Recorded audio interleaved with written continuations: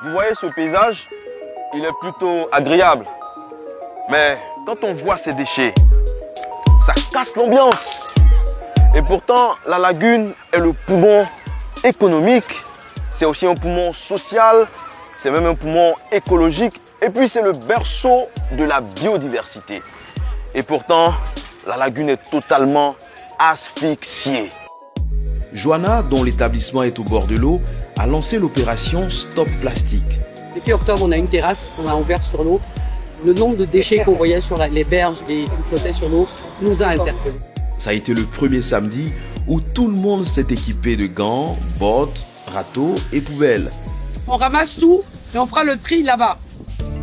L'opération a été menée en marge du festival de reggae de l'AZK. Jeunes du village, personnel de l'établissement, curés de la paroisse de Blocos et musiciens se sont mobilisés.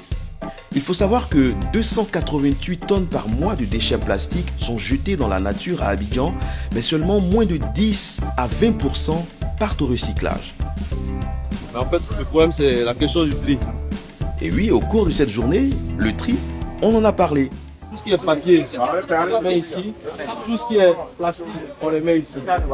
Initier les gens à la manière de bien trier avant que ça parte à la décharge, que les matériaux toxiques et dangereux ne soient pas brûlés. Donc là, on est vraiment envahi par le plastique. La journée s'est achevée par des activités plus ludiques. Un concours de pirogues, pas comme les autres, a été organisé. L'équipe vainqueur était celle qui avait ramassé le plus de déchets dans l'eau. Néanmoins, certains téméraires ont pris le risque de tenter un plongeon dans l'eau polluée. Qui sait, un jour peut-être, ça ne sera plus un risque pour la santé. L'objectif de ces journées de festivités ici à Blocos, c'était de faire prendre conscience, mais aussi de s'engager en vue d'avoir des attitudes éco-responsables. Hey, Green Cool, parlons des questions écologiques de façon cool.